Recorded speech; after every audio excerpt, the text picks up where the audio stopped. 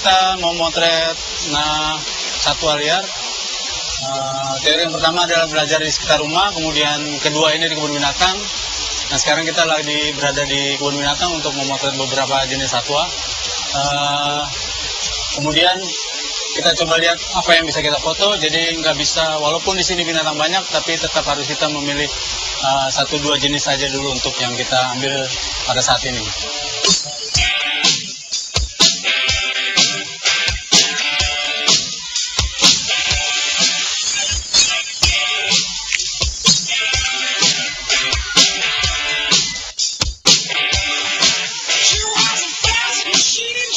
Walaupun banyak burung di sini, tapi nggak semua kita bisa ambil fotonya. Jadi kita harus memilih dulu jenis satwanya, kemudian konsep kita apa, kita mau framing long shoot atau medium atau close up. Jadi mungkin saya akan menggunakan lensa panjang ini untuk ngambil close up burung ya. Kalau kita motret di kebun binatang begini ya, repotnya masih ada pengunjung lain yang kita harus berhati-hati ya, karena ada peralatan kita yang sedikit kompleks, tele dengan tripod. Karena tripod ini penting untuk menyangga kamera yang berat ya, karena kalau kita pegang dengan handheld gitu langsung terlalu berat.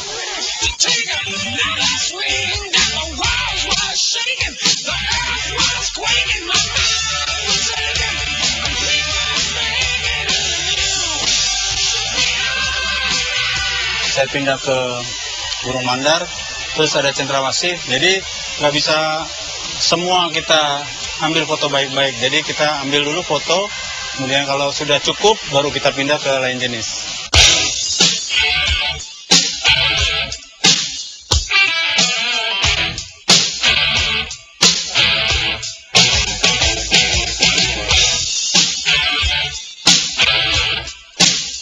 Kita harus benar-benar nyari burung yang dengan latar belakang yang agak sedikit bersih ya, nggak ada foreground mengganggu.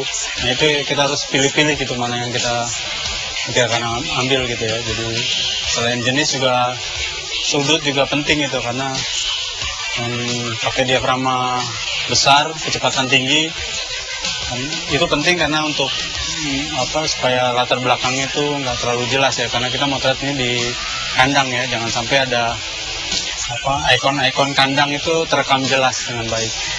Kita nggak butuh itu gitu. Jadi kita butuh benar-benar satwanya aja. Ya itu dia, ini kesulitan motret di kebun binatang ini adalah kita menggotong-gotong alat yang berat ini gitu ya. Tapi kalau di alam kita selalu menunggu satwanya datang. Kita datang ke tempat-tempat di mana binatang itu, misalnya binatang bertelur atau bikin sarang atau dia kawin, tempat-tempat seperti itu yang kita kunjungi. Jadi kita sebenarnya agak statis dibanding seperti sekarang ini, kita bawa kita angle yang baik, nyari jenis satwa yang baik gitu kan. Jadi ini sangat berbeda gitu.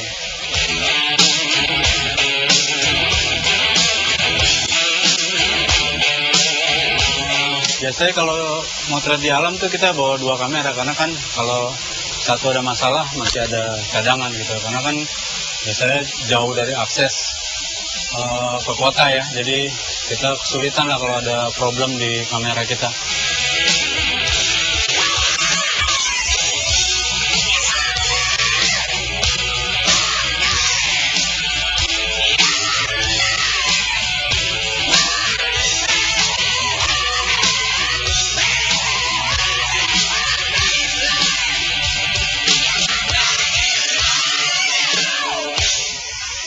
Cinta fotografi, bersama saya Jerry Aurum, Mata Lensa akan membuka mata Anda akan asiknya dunia fotografi.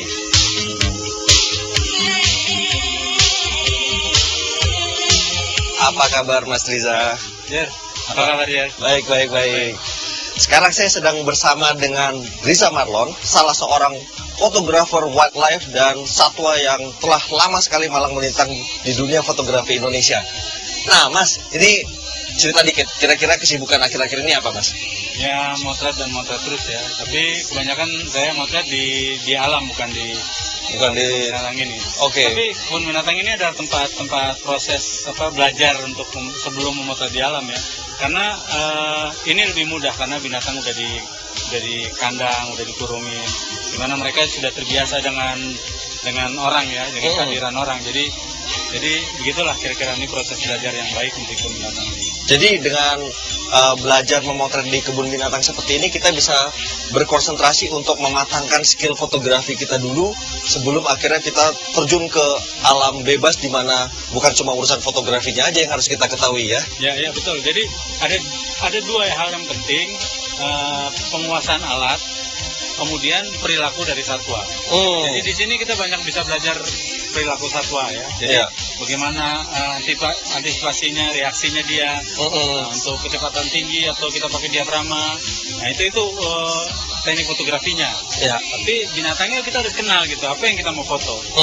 Dan ini kan juga di kebun binatang ini banyak binatang. Betul. Nah, kita harus juga punya konsep. Apa yang kita mau ambil duluan. Oke. Nggak bisa sembarang karena terlalu banyak. Betul. Nggak cukup waktu, nggak cukup sehari. Oke.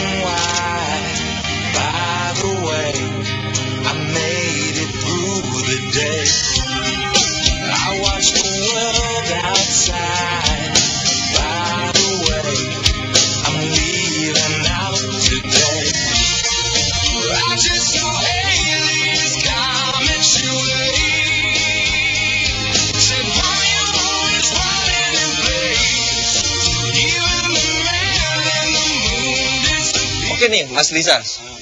Sekarang kita di tempat orangutan. Asiknya apa nih orangutan nih? Ya, konsep saya untuk motret orangutan ini ambil potret tour aja.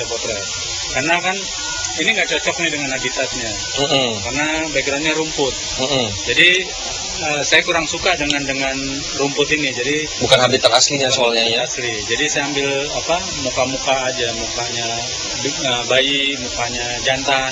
Karena itu ambil detail aja karena menarik aja. Dan orang itu penting gitu, isunya isu dunia. Jadi karena mereka sudah terancam di alam, jadi kebun binatang adalah tempat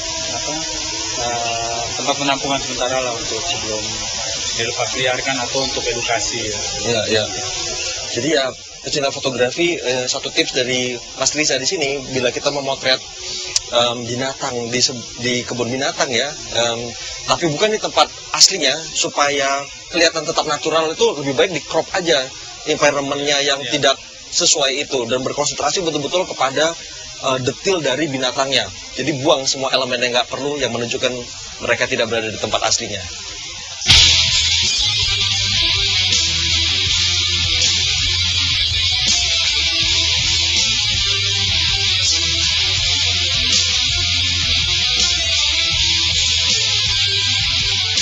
Dalam episode kali ini kita akan membahas salah satu cabang fotografi yang sebenarnya sangat banyak peminatnya, yaitu fotografi satwa.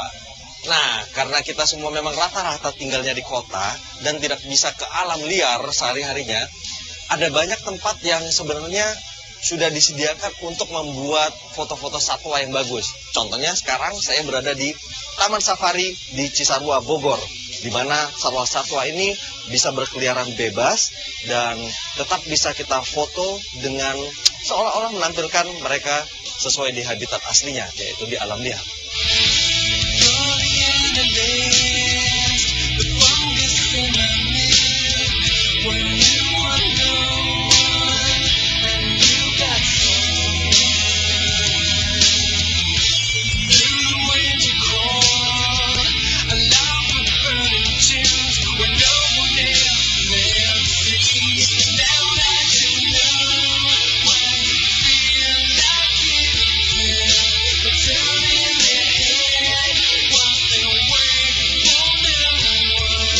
Satu tips sederhana untuk memotret satwa-satwa liar yang terlindungi di balik kaca seperti ini adalah sederhana sekali.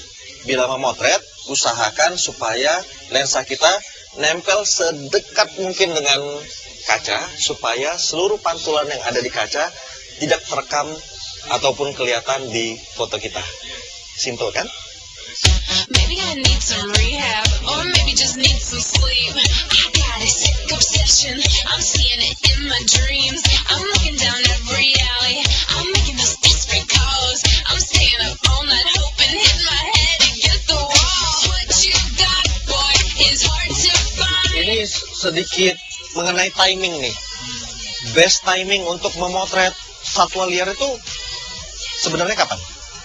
Ya, sebenarnya sih pagi adalah dan sore adalah waktu yang terbaik karena kan itu merupakan aktivitas yang primer ya untuk binatang ya, dari tempat tidur, bangun, kemudian dia mencari makan sampai sedikit siang dia akan istirahat. Oke, jadi di siang itu lebih banyak vakumnya ya? Ya, lebih banget. Dia di shadow biasanya. Untuk memotretkan nggak terlalu bagus karena sinarnya kurang. Ya. Kemudian dia aktivitasnya nggak terlalu bagus. Padahal kan kita kan selalu Nyarinya aktivitas ya? aktivitas supaya ada interaksi antara individu ke individu atau dia lagi mencari makan. Itu kan lebih baik daripada dia hanya duduk-duduk atau tidur-tidur.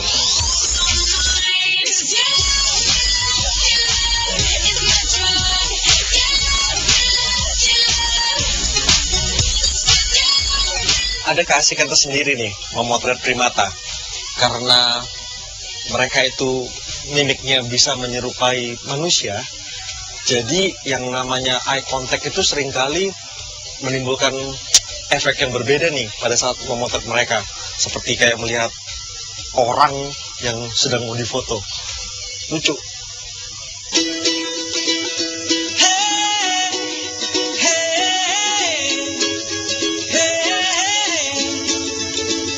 Dodol yang ngeliatin gue lucu banget nih.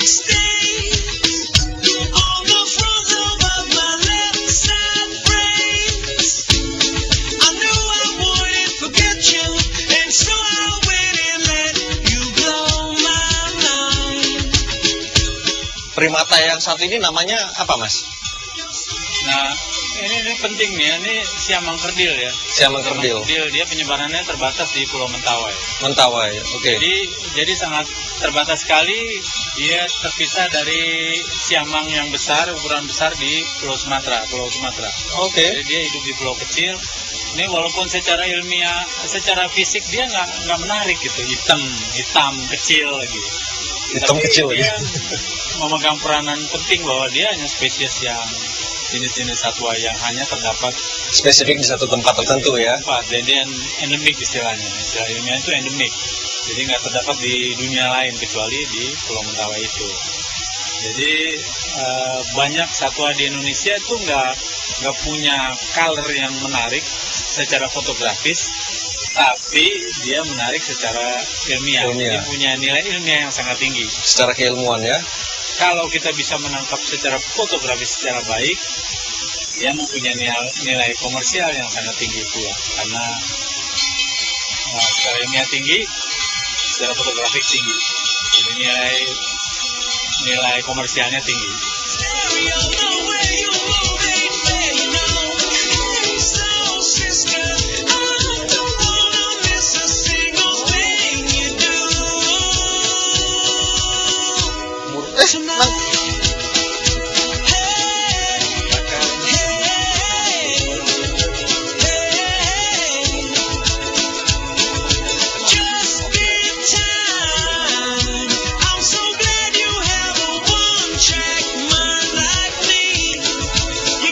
Mas Tessa, jadi kelihatannya Mas punya ketertarikan khusus nih terhadap burung ya? Ya, motret satwa sih bukan hanya burung, tapi secara tidak sengaja burung paling banyak dan paling menarik dan paling mudah difoto. Karena apa? Nomor satu ada di sekitar kita, ya kan? Di sekitar rumah udah ada. Indonesia kan ada tiga region nih, Indonesia bagian barat, bagian tengah sama timur. Jadi kita harus punya planning kalau mau ngambil foto burung, kita harus berencana gitu, atau burung atau satwa apapun gitu. Misalnya kita mau ambil cendrawasih, ya kan nggak mungkin kita ke Sumatera. Nah, Sumatera itu terkenal akan binatang mamalia besar, gajah, badak, tapir gitu. Nah, kalau Indonesia Tengah cenderung untuk binatang endemik, hanya ada di pulau tersebut, seperti Maleo hanya ada di Sulawesi, atau Julang Sumba hanya ada di Sumba, gitu kan. Kemudian di Irian sendiri di Papua itu lebih influence ke Australis, di binatang berkantung dan burung-burung indah. Karena memang dulu kontinennya memang nyambung ya. Indonesia Barat, Sumatera, Jawa, Kalimantan itu lebih masuk ke region Asia. Nah, menurut saya Indonesia Tengah itu lebih menarik menurut saya. Banyak endemisme, nggak ada di Barat, nggak ada Timur. Banyak satwa seperti itu. Nikmati proses. Indonesia tuh luas. Indonesia tuh sangat luas, punya 17.000 pulau. Satwanya sangat beragam. Burung aja di Indonesia ada sekitar 1.600 jenis. Oke, sangat banyak ya. Banyak sekali, makanya masih perlu fotografer banyak untuk mengabadikan hanya untuk burung, baru untuk burung. Tapi ingat, burung yang di hutan ya.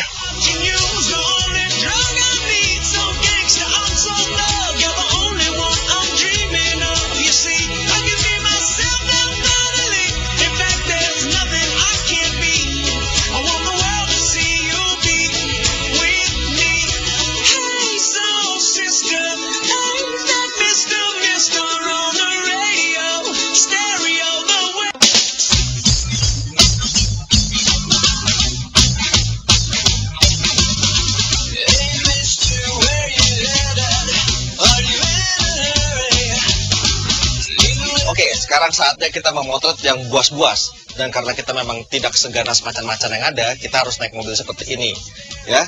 Jadi kita mari hunting trio macan. Yang ini memang nggak seliar yang di panggung, tapi kalau gigit pasti lebih sakit.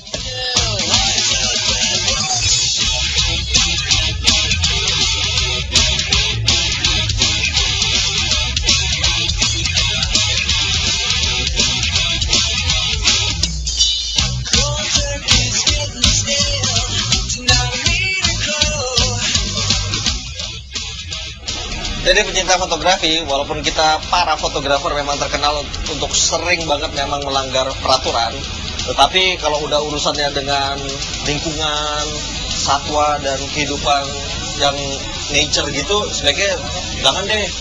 Soalnya kasihan alamnya, nanti terganggu karena kitanya, dan itu menurut saya sangat-sangat gak cool banget.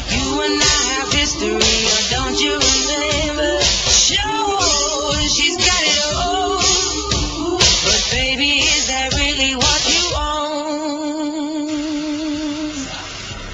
Let's go, so you got your head in the clouds. You made a fool out of you, and boy, you're bringing you down. You made the heart melt, but you're cold as a floor. Now rumor has it she ain't got your love anymore. Rumor has it.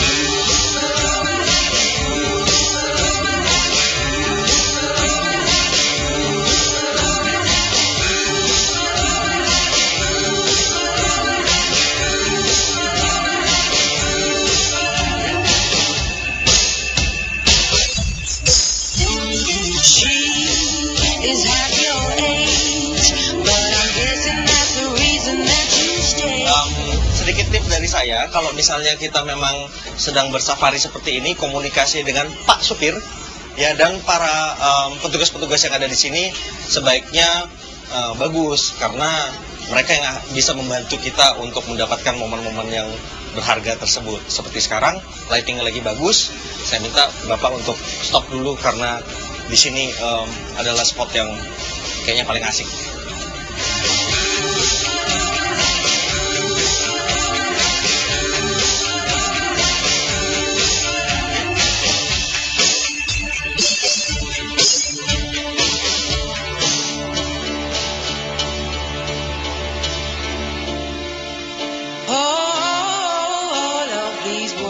Yang paling asik di foto apa nih, Mas? Ya, tadi ada beberapa jenis ya yang menarik. Kemudian lighting. Fotografi ada lighting kan, nangkap momen menarik. Jadi binatang apapun kalau lightingnya momennya bagus, lightingnya bagus, itu kita bisa capture bagus dengan penggunaan lensa yang tepat atau diafragma atau teknis yang tepat, itu bisa nimbulin gambar bagus ya. Ya, memang lighting itu segala-galanya ya.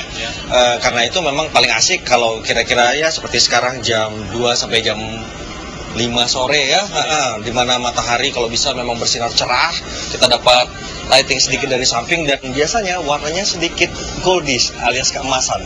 Keren banget buat nature photography.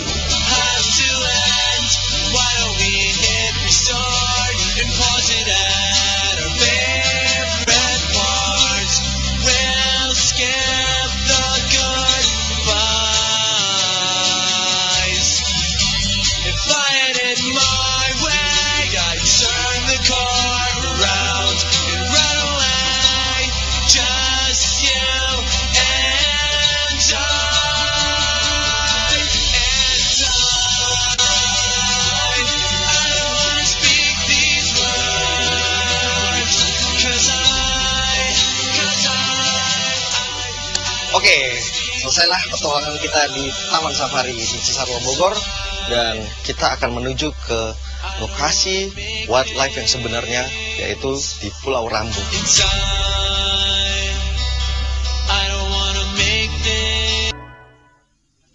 Oke pecinta fotografi, saya beserta Riza Marlon sedang bersiap-siap untuk pergi ke destinasi wildlife kita di Pulau Rambut.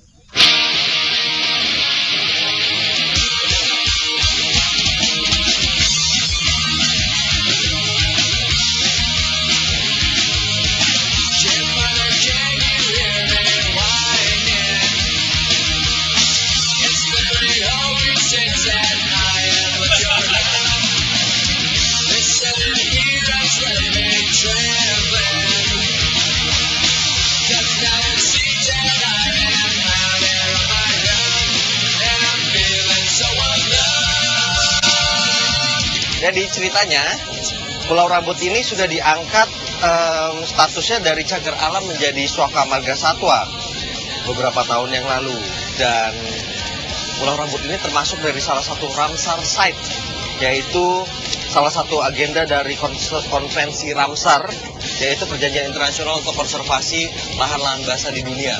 Jadi tempat yang kita kunjungi ini memang bukan tempat yang main-main, merupakan salah satu tempat penting, bahkan dijuluki surganya burung.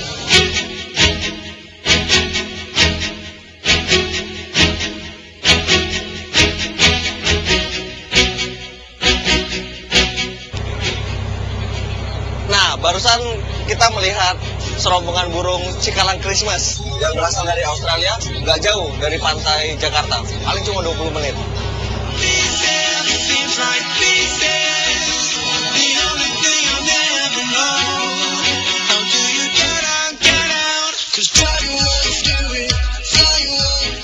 Akhirnya sampailah kita di Pulau Rambut. Ya, gimana Mas? Ya, ini asik nih ya, kita pas pagi, ini bagus untuk masih jam 7 pagi ya? pagi, jadi Waktu ideal. oke kita mampir dulu. Ya. Nah, satu lagi yang saya senang banget, di pulau ini disediakan tempat sampah di banyak lokasi, sehingga semua orang yang datang meneliti ke pulau ini tidak membuang sampah sembarangan. Nah, pecinta fotografi, satu hal saya minta banget, kita sebagai fotografer jangan pernah membuang sampah sekecil apapun dimanapun, karena itu nggak cool banget. Ya. Jadi Mas Riza, kita yang pertama mau memburu apa dulu nih? Ini Pulau Rambut nih Suaka Marga tempat burung pada umumnya. Jadi, burung-burung air. Jadi ada burung-burung, sini burung ada berapa jenis ya, ada burung tetap, ada yang burung migrasi, ada yang keluar masuk pada musim-musim tertentu. Kemudian juga ada, ini lagi musim berbiak nih, ada burung migrasi, jadi menarik juga. Oh, jadi bakal ada adegan-adegan tidak senonoh ini ya dari para burung ya.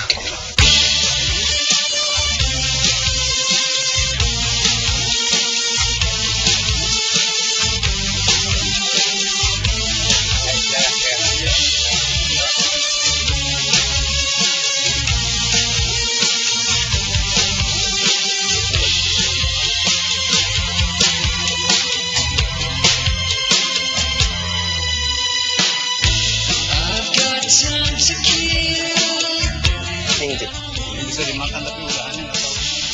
Nah, ini jeruk King Kids. Jeruk super kecil yang pasti nggak bakal ngenyangin. Tapi enak.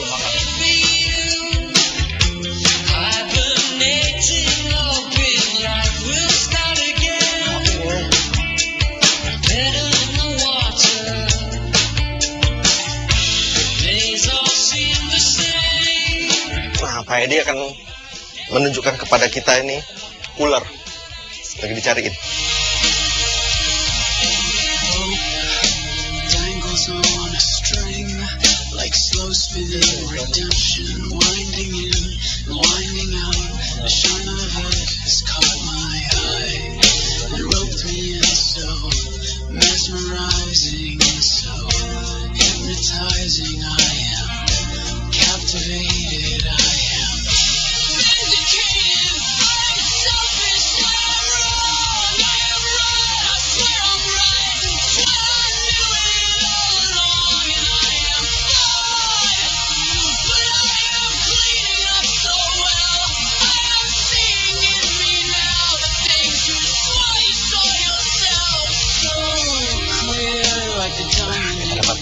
Titan, ular piton. Kelihatannya kira-kira 2,5 sampai 3 meter, sebesar lengan, dan kalau melihat dari perbandingan kepala dan badannya, sepertinya baru makan.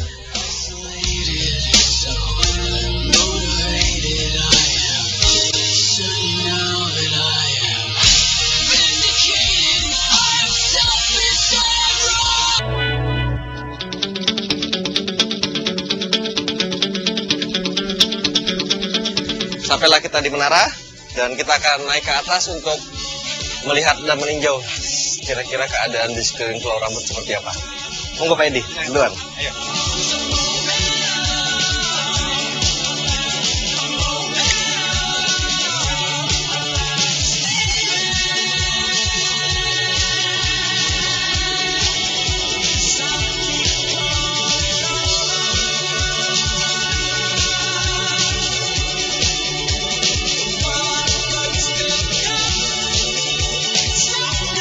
Nah, pecinta fotografi, mengenai gear kita untuk pemotretan wildlife seperti ini.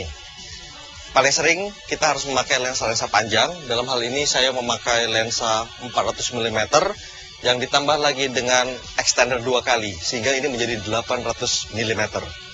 Nah, sayangnya lensa-lensa seperti ini memang tidak murah untuk standar siapapun termasuk saya. Jadi ada cara lain, yaitu kita bisa memakai lensa yang lebih pendek dengan tetap memakai extender, sehingga paling enggak focal length kita bisa jadi 2 kali lipat.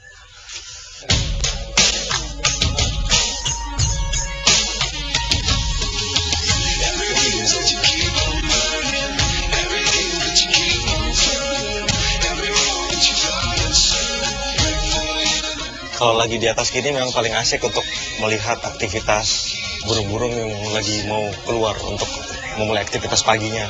Dan mereka semua itu pasti akan keluarnya dari bagian atas dan bagian atas. Jadi banyak adegannya.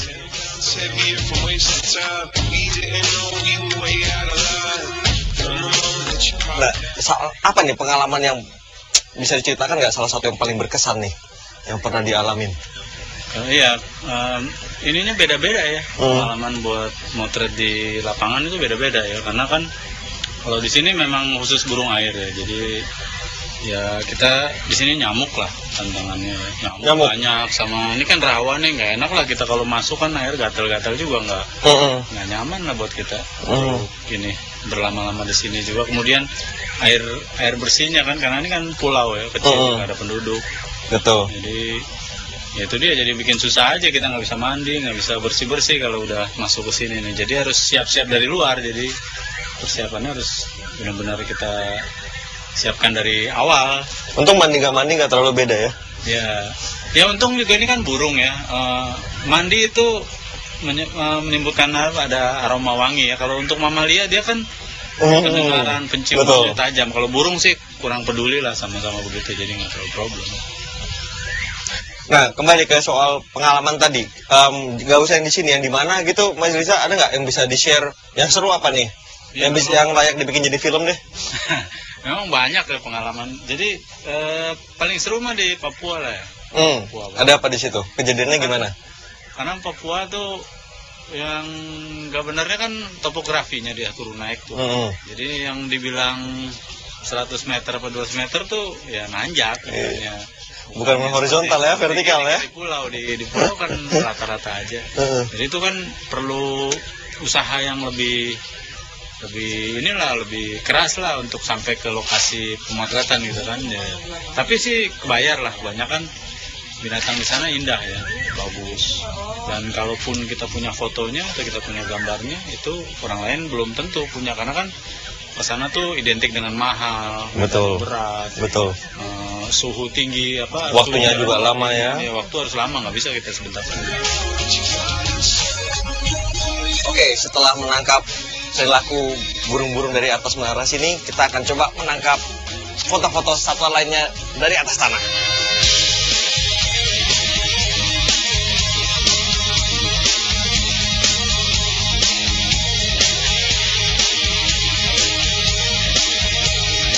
Pecinta fotografi, kalau sedang memotret di alam bebas seperti ini, usahakan jangan terlalu berisik, karena setiap kali kita berisik, semua hewan-hewan yang kita sedang kejar bakalan kabur.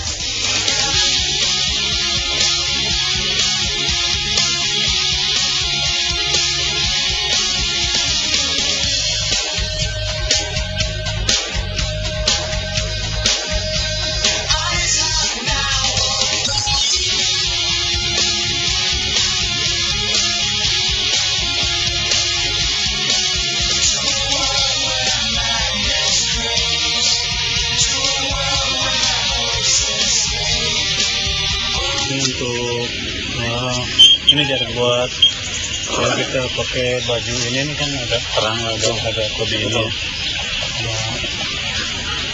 Pakai jar ini biasanya kita pakai jaringnya yang oranye untuk nutupin kita kamuflase ya. Kalau spot-spot bagus gini, kita untuk ke burung ya, gitu ini.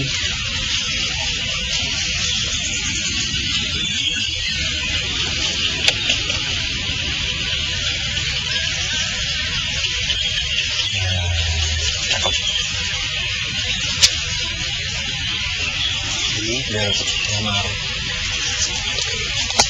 Kita tinggal buat segini biasanya. Jadi kita bisa nggak terlalu ketahuan sama binatangnya kalau kita nongkrong di sini kan, motret nungguin. Jadi ini lebih efektif karena kita statis, jadi dia nggak tahu kalau kita ada di sini. Ini lebih efektif untuk motret satuan. Jadi kita dalam begini.